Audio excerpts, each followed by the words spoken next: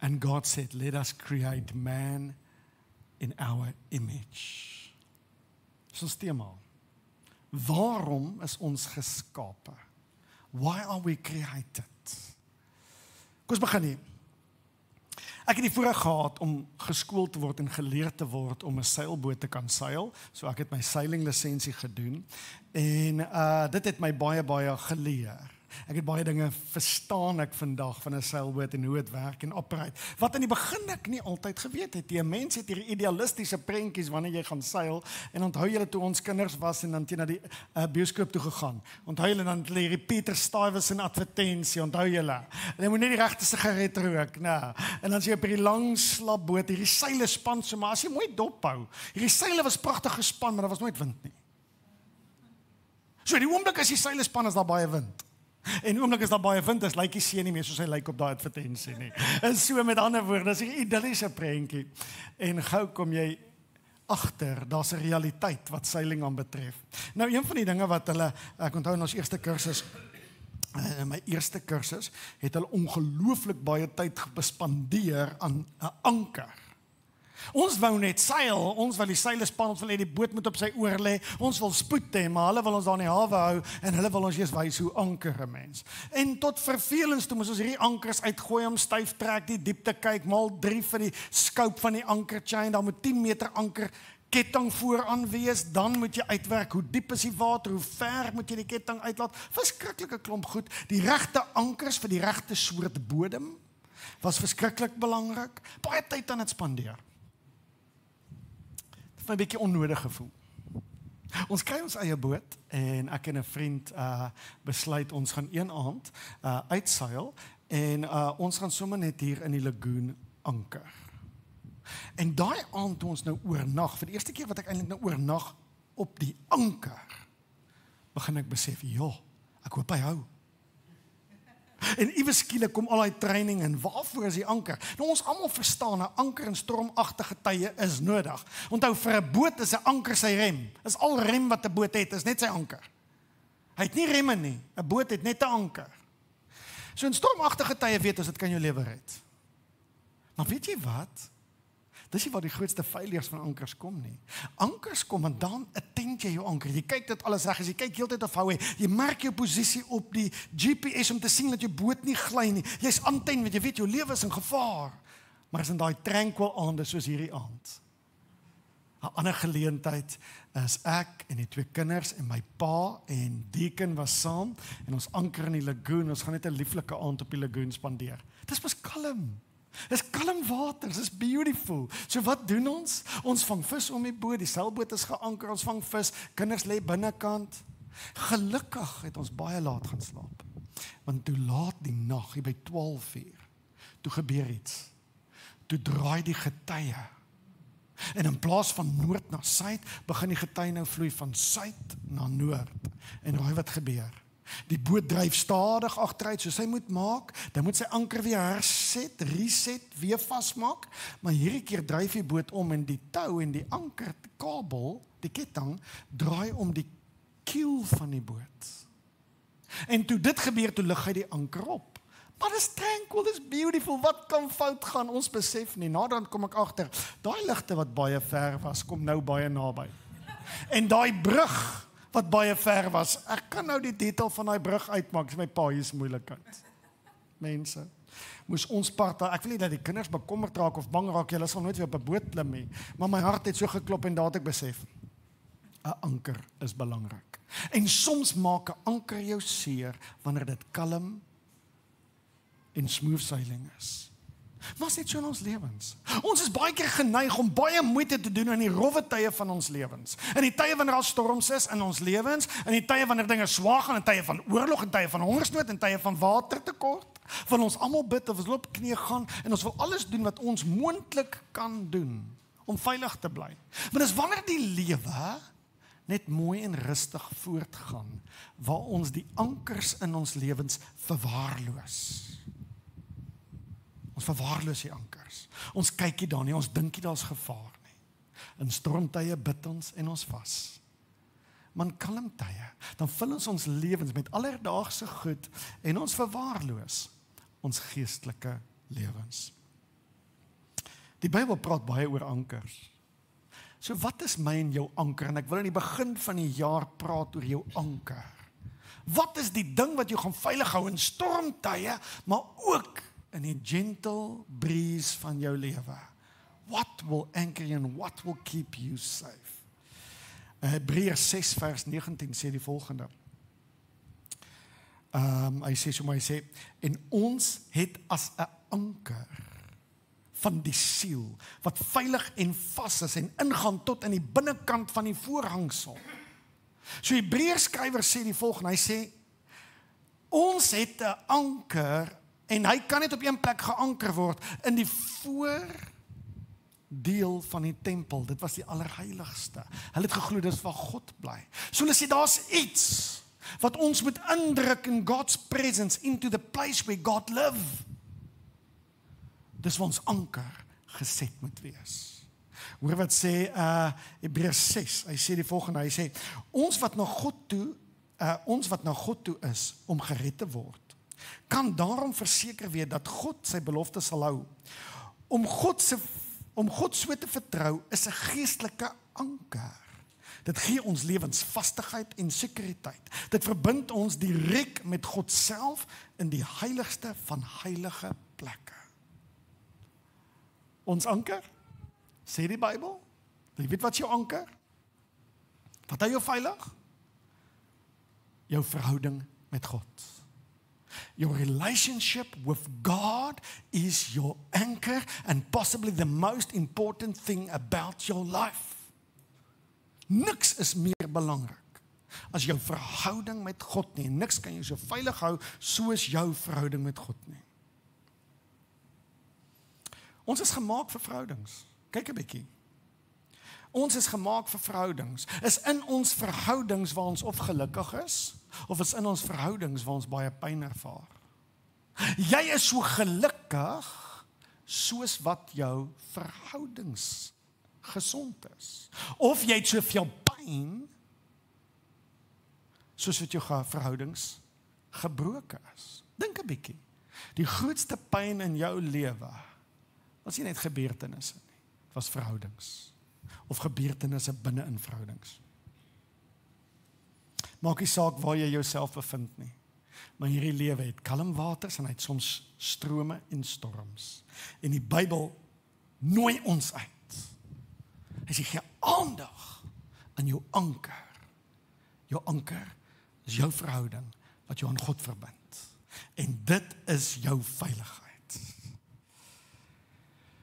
Jou anker is nie jou bankrekening nie, ekskuus. Jou anker is nie jou prestasies en wat jy in die lewe bereik het nie. Niks van daai goed sal vir jou sekuriteit kan gee nie. Jy sal 'n valse sekuriteit beleef. Maar jou anker is hoe gesond jou verhouding met God is. Dis hoe goed jou anker gevestig lê.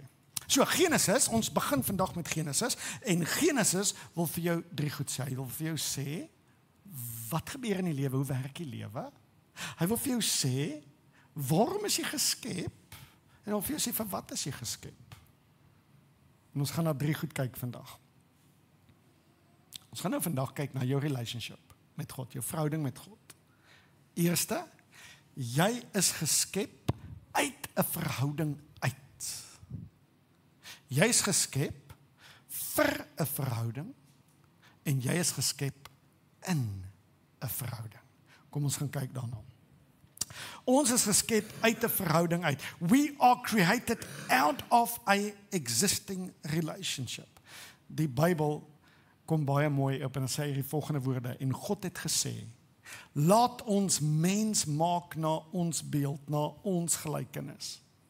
Dis die eerste keer waar God iemand aanspreek in die Bybel. So the first words of God we're speaking to somebody is, laat ons mense maak na ons beeld.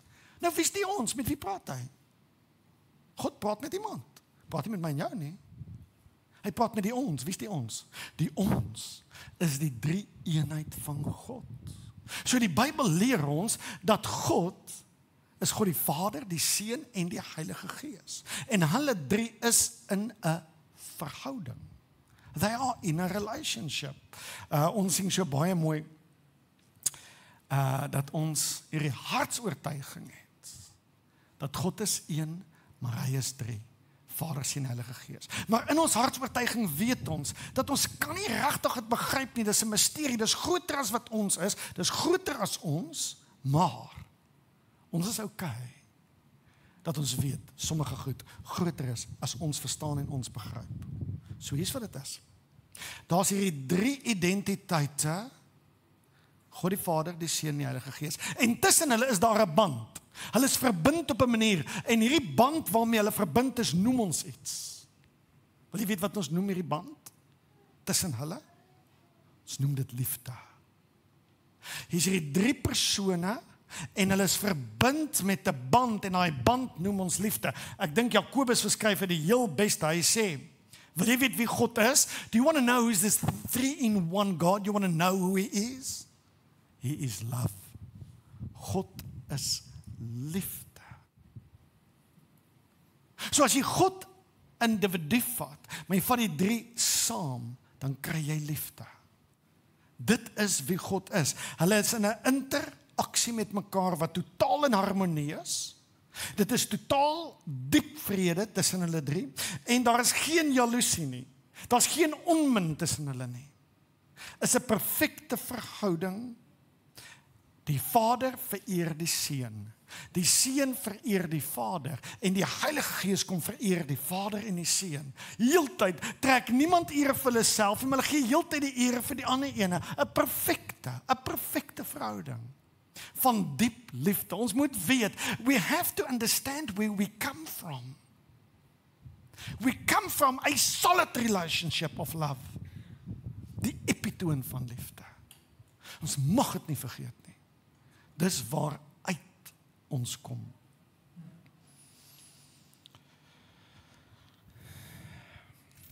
So God is verhouding, God is gemeenskap, God is community. Dit staan bekend as liefde. En daardie verhouding is waaruit ek en jy geskep het. Hy skep ons in sy beeld en sy gelykenis, met die kapasiteit. God created us with a deep capacity to meet him, om hom te ontdek en met hom gemeenskap te hê. Hoe weet ek dit? Want ons is geskep in sy gelykenis. As God in 'n verhouding leef en ek en jy is geskep soos hy, dan is dit mees natuurlikste plek waarin ek en jy kan wees is in 'n verhouding met hom. En hier is die interessante ding, het jy al gewonder hoe God ons geskaap is soos hy is? So that he can have a relationship with you.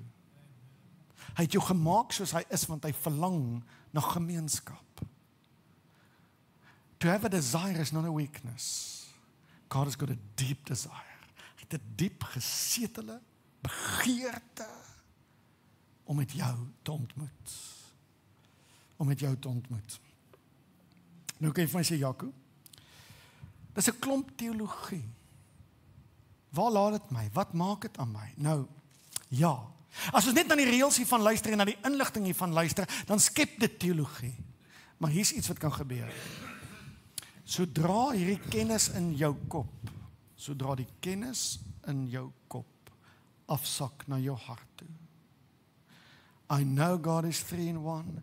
Ek weet hy is 'n liefdevolle verhouding. Ek weet hy is 'n liefdesband in eenheid. Ek weet hy het my geskep in sy gelykenis en dit alles sak na jou hart toe, dan raak dit geloof.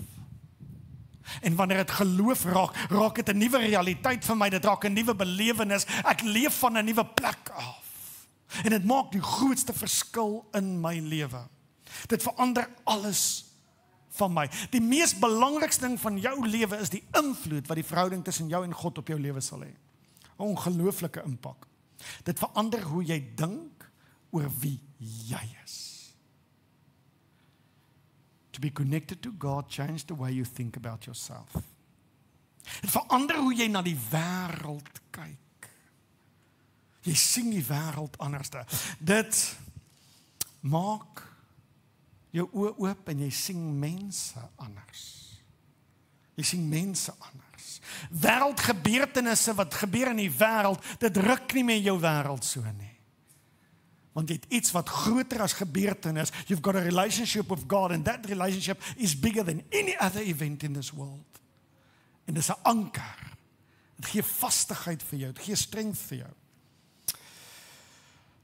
Om dit te weet en om die hartskennis te hê dat God vir jou lief is en hy het jou gemaak soos wat hy is, het 'n ongelooflike impak op jou lewe. Kan jy net jouself verbeel? Jy's geskep. Vat net tyd hier aan. Jy's geskep. You are artfully designed. Jy is God se masterpiece, 'n meesterstuk. Jy is God se meesterstuk. En hy het sy signature gevat. En hy kry nie skaam om te sê, jy is soos ek nie. En ek het als ingegiet in jou nie. En hy sign sy masterpiece. En jy is daai masterpiece. Come on. Verander dit nie hoe jy dink nie. Verander dit nie jou lewe nie. Verander dit nie hoe jy dink oor môre nie. Gee dit nie vir jou hoop nie. Gee dit nie vir jou hoop nie. We are created from out a relationship. Maar ons is ook geskep vir 'n verhouding. Toe God die mens maak, die Bybel wys vir ons hoe God vir hulle kom kuier en na hulle gesoek.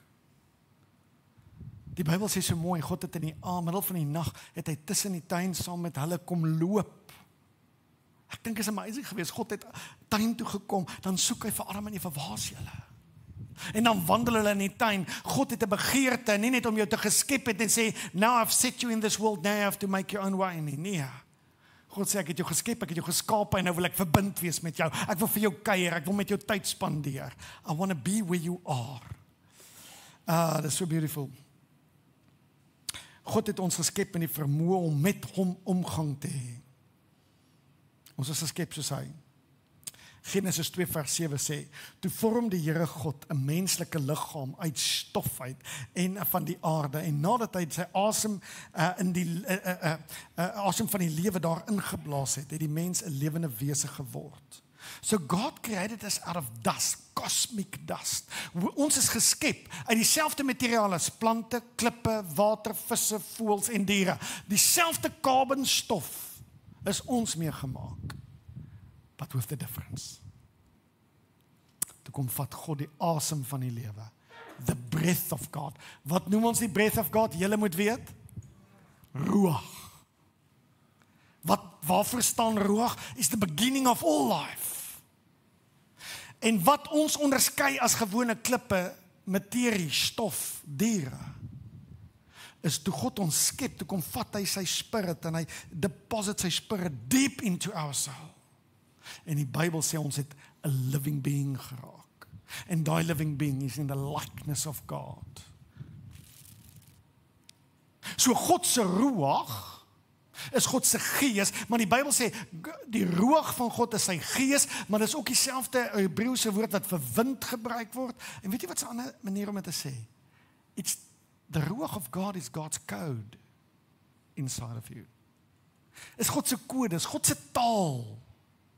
So omdat jy nie net stof is nie, maar jy het God's code in jou, jy het God se taal in jou, het God vir jou 'n manier gegee dat jy nou met hom kan connect. Omdat hy die language, God's language is planted into you. Sy gees, sy spirit. Hoor wat sê die Bybelskrywer Johannes 2 vers 24. God is gees en die wat hom aanbid moet hom in gees en in waarheid aanbid. The only way you can connect to God is via the thing that he deposited in you. The Spirit of God. En dit bring lewe. Dit bring lewe. Ons is geskape met die kapasiteit om met God 'n verhouding te hê. Dis maar 'n kapasiteit. Dis die eerste verhouding. As hierdie eerste verhouding gesond is en reg is, if this first connection is with a lot of integrity, dan werk al die ander verhoudings in jou lewe uit. As jy in 'n verhouding is wat skipbreek ly tans, of jy's in 'n verhouding wat swaar trek, voordat jy probeer daai verhouding regmaak, kyk eers, waar is jou verhouding boontoe? Want baie keer as ons die verhouding regmaak, dan kom hierdie verhoudings reg. Dis nie te sê ons moenie goeders doen nie, asseblief doen alles wat jy kan. Maar gee prioriteit aan jou verhouding met die Here. Kyk net wat gebeur. Kyk wat gebeur as ons verhouding boontoe skipbreek lê. So God blaas sy adem in Adam in en Eva en God leef in die tuin saam met hulle. It's a perfect union. Now it's a union of 5. 3 in die hemel, 2 op die aarde en hulle leef in perfect unity. Tot die dag wat die mens ongehoorsaam is. Tot die dag wat die mens uit God se wil beweeg. Wat gebeur? Die eerste ding wat gebeur, Adam raak kwaad vir Eva. Die Here vra nie vir Eva, wat het hier gebeur nie. Hy vra Adam, wat het hier aangegaan? Hy sê, is jy ek nie? Dis Eva. Hy gooi haar onder die bus. Come on, vat die shot vir die team. No way, hy gooi haar onder die bus. Verhouding breek net daar. Hulle verhouding was nog nooit weer dieselfde nie. Daar's 'n volgende ding wat gebeur. Nou ewe skielik hierdie harmonieuse verhouding wat hulle met die tuin het en met die skepping het. Ewe skielik is daar nou dorings en dussels en die goed groei nie meer soos dit moet groei nie. Daar's klippe in die landerye en hulle moet met moeite hierdie verhouding met die skepping herstel. Wanneer die eerste verhouding breek, dan breek die ander verhoudings in jou lewe. Saint Augustine sê die volgende: You have made us for yourself, O Lord, and our heart is restless until it rests in you.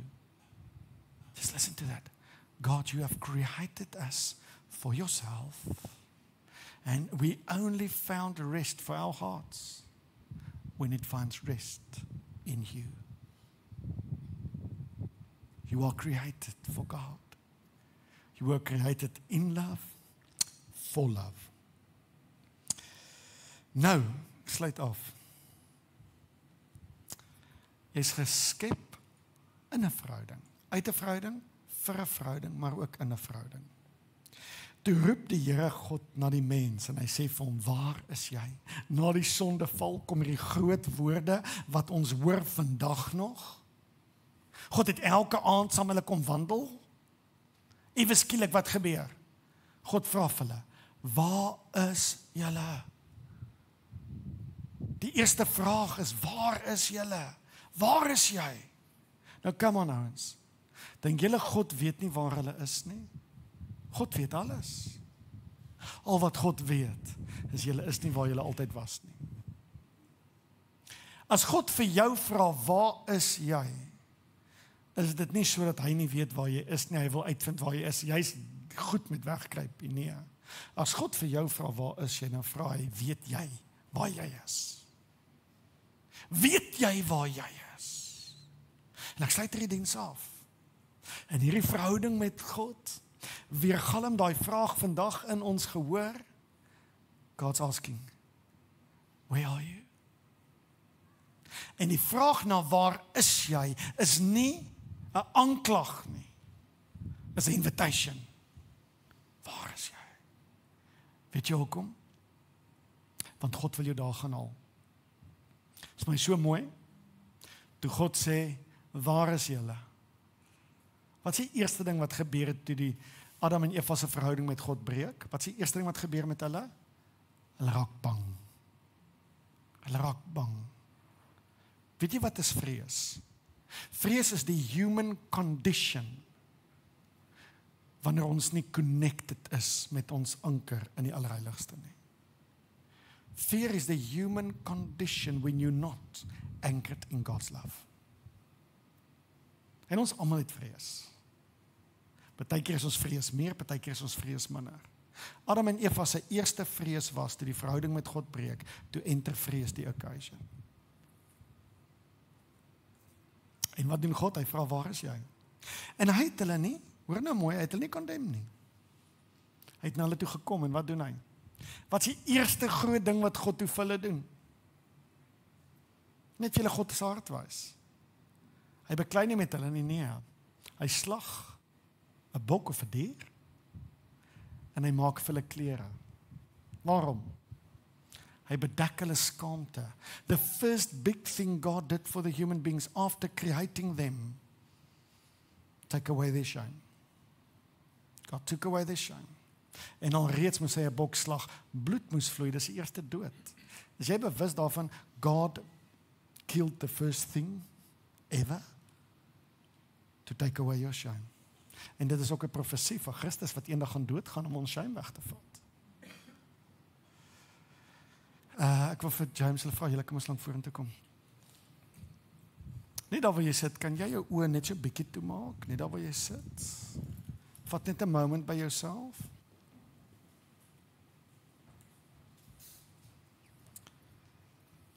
As God vandag vir ons hierdie woord weer spreek, waar is jy?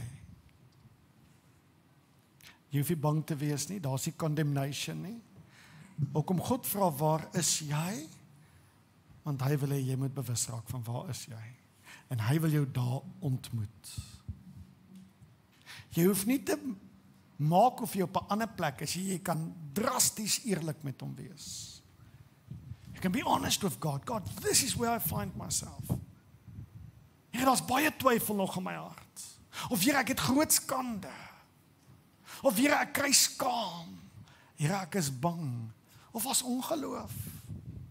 Dis waar ek is. Just be honest with God. Here, waar is ek? Dit sal jy antwoord. Ons vat net 'n paar moments net soos ons sit en die musiek oor ons speel. Mag daar 'n honest and open conversation kom. God is inviting you. Hy nooi jou. Ek wil met jou in verhouding wees.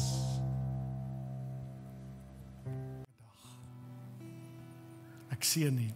Ons lekker koppie koffie na die tyd. Kry vir julle asseblief, kom sê vir ons hallo en kyk uit na al die nuwe dinge wat gebeur. Dankie julle. Seën vir u. Baie dankie.